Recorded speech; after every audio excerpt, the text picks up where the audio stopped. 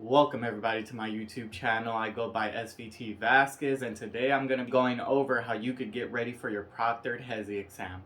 I'm going to try to make this video as short as possible. I don't want to drag things on too long. I want to give you guys the information that you'll need while taking your Hesi Proctored exam. And if you guys can, make sure you hit that like button, leave a comment down below if you have any questions. And with that being said, let's go ahead and get started. So, how do you know if you could take a proctored exam for your college? Well, your college should have a PDF file of how to set up an appointment for your Hesi exam. When you reach that website to actually schedule your appointment on your Hesi, it's going to give you an option of on-site or proctored exam at home. My school right now, because of COVID, they still aren't doing on-site testing, so the only option on there was a proctored exam for me, so I didn't have the choice of going to class and taking my exam in person. I personally would prefer taking the exam in person, but that's my preference. For you, you might have the option of either or maybe just on site and not proctored. So this is going to be specifically for proctored exam take. But today's goal, I'm going to walk you through what you need to prepare for your at-home proctored exam so that you don't run into some of the issues I had and cause you more headaches and you're not running around last minute to prepare for the exams. So first of all, like I said, your school's going to help you via counselor or PDF file on how to set up your appointment for the exam. Once you have your appointment set up, what you want to know is that there's things you have to prepare for. Like, for example, you see my background, this is where I took my exam. Now you could see I keep a very neat setup here. I don't have clutter all over my desk. I don't have too many things on my desk, and I don't have too many things in my room. This is my office that I use for studying, for video editing, things like that. So I like to keep a neat work environment. Now I understand that a lot of us aren't going to have a specific space like an office to take the exam, and it might be your bedroom, and it might be filled with a lot more things. It might be your kitchen, just because you want to take it on the kitchen table, something like that. So I'm going to tell you guys how you could avoid some of the mistakes I made. I thought I had a very clean work environment, and I thought that it was going to be smooth, but it was far from that. My exam actually didn't start till maybe an hour and a half after I had tried to attempt to access my exam. So to start off the exam, you're going to be going through a Zoom meeting. Someone's going to check your space to make sure that you're prepared and that your setting is ready to take the exam. And first, they're going to go over your desk. They don't want anything on your desk. They don't want decorations, plants, candles, anything that's not supposed to be on your desk besides a keyboard and mouse. They don't want it on your desk. Any watches, any jewelry, take jewelry off. They don't. I had a hat on. They don't want a hat on. They don't want any of those things. They're gonna, through the video on the Zoom call, they're gonna check your ears. They're gonna tell you to pull your ears forward, pull your ears back. They're gonna check both sides in your ears. Make sure you don't have earbuds, any listening device, anything like that.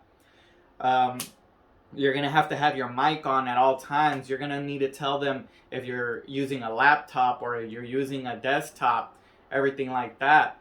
As you could see, my setup is not really built as a normal setup like you guys would have. Maybe you guys have a laptop where you could easily maneuver a video camera around your room to show them all these things. My setup is more of a streaming setup because I do make YouTube videos. As you could see, my camera isn't just the webcam that your normal computer has. This is a actual photography video camera that I use as my webcam when I'm doing videos.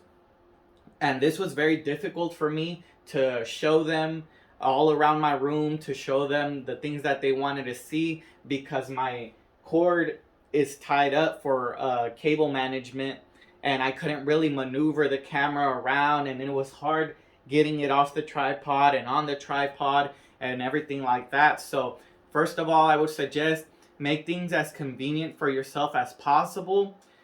Make sure that you have enough slack to your camera. If you're using a laptop, make sure that your connection to power is long enough, and make sure that your laptop is charged so that if you do have to take it off the port and show them around the room, uh, that is very easily manageable, and then you could plug your laptop back on after you go through the screening process. So I ran into a few hiccups. Like I said, first I went to my Zoom meeting to make sure that my room was up to their standards, and they told me to clear off my desk. Once I cleared off my desk, I contacted them again and went through the whole thing all over again, and they had a different request for me. So this is the mouse I use on a regular basis. This is a Logitech mouse. It has a lot of buttons. It has configurable buttons on the side. It's wireless. It has all these extra buttons, and they didn't want anything like this. They wanted a simple mouse with just 2 buttons, and that's it. It could have the scroll wheel, but they wanted a mouse that only had 2 buttons. Lucky for me, my girlfriend works from home sometimes, and she had this Dell mouse that fit what criteria they were looking for. It's just a regular mouse, 2 buttons, and a scroll wheel. So I went ahead and plugged this in via USB, called them back again. So now I'm going to tell you guys what kind of goes down during this Zoom call where they're checking your room to make sure everything's up to their standards. You're going to, like I said, they're going to check your body. Make sure you're wearing comfortable clothes. If you know your room gets hot, put on shorts, put on a breathable t-shirt. Don't put on too much clothes when you know your room's going to get hot. If it gets too cold, put on comfortable clothes. Don't make it baggy. I'm not sure if they allow you to wear sweaters. It's going to be up to their discretion. I wasn't personally wearing a sweater, so I can't go ahead and go into detail into that, but I made sure my thermostat was at a comfortable level for me prior to starting my exam. I put on shorts and a t-shirt because I know they do check your body, that you're not having anything in your pockets, no papers, no pens. They make you show your arms up to make sure there's no writing, nothing extra on your hands. They show you front and back. Like I said, they check your ears. They tell you to take off your hat, no hat. I don't wear glasses, so I'm sure there's a procedure for glasses, but you go through that with them. That's not something I went through. As well as hearing aids. I don't know what really goes down with hearing aids. I don't wear them myself, so you're going to have to go through that yourself. But no jewelry, no bracelets, no rings. Just make sure you come prepared. Don't wear any of that for the exam. Your earrings. Make it as simple for them as possible. I wore shorts because they only have 2 pockets. I showed my 2 pockets. I flipped them out for them. Don't have pockets in the back. And that was pretty simple as far as my body. And the other thing they're going to do is they're going to check behind your monitor, under your desk, on top of your desk. And this is all you via camera, showing them with the camera all these places, doing a full scan of your room. They're going to want to check the floor. They're going to want to check the ceiling, the 4 corners, 4 walls. They're going to want to look at your windows. Make sure that your window curtains are closed. You can't have open window curtains, because what if your window's open behind you and there's someone giving you signs or whatever, something crazy like that.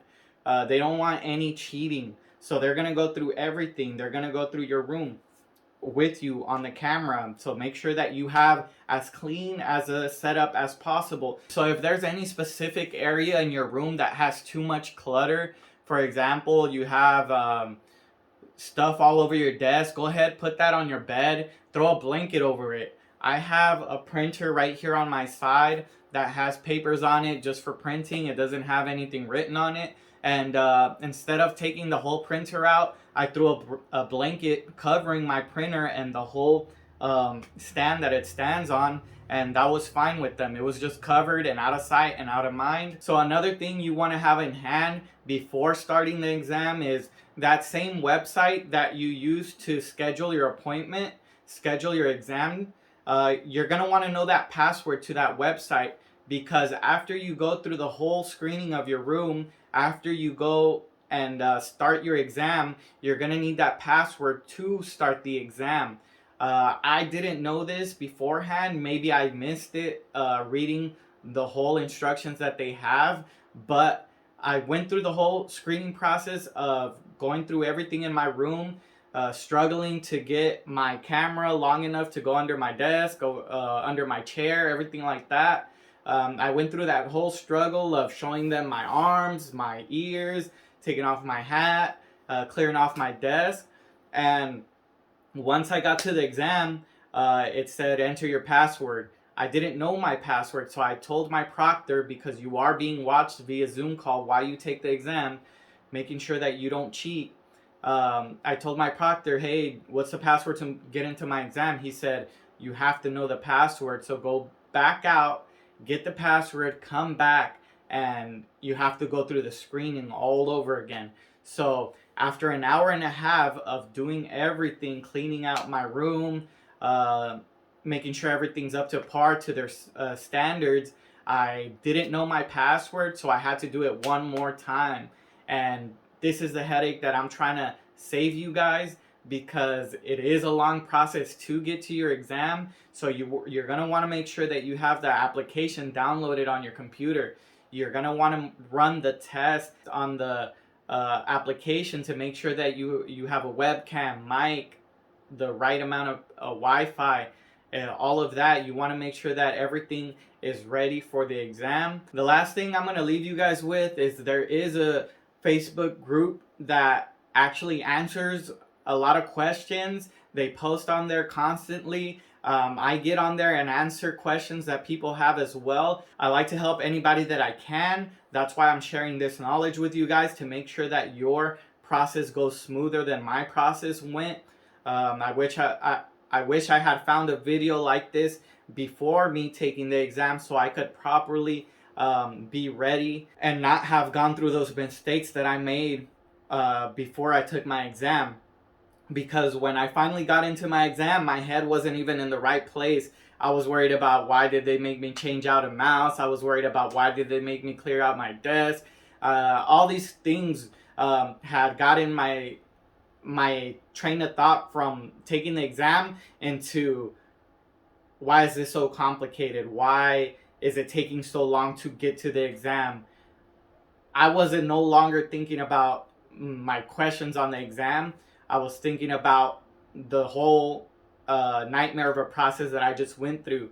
And that's what I'm trying to avoid with you guys by sharing this information. With that being said, I'm going to be making more videos on things of how to study for the exam. I was able to pass my first time. I'm not going to sit here and brag about my test scores like everybody does. That's not really what I want to do. I want to give you guys the material you need for you to pass, because it's all fine and dandy that I passed, but I want to make sure that you guys are squared away. You guys know what to study. You guys know what's going to be on the exam. So I'm going to be putting out all the information I can to make sure you guys are successful while taking the Hesi. And so if you want to follow me, make sure you hit that subscribe button. Make sure you hit that like button. And if you guys have any questions, help each other out down in the comments.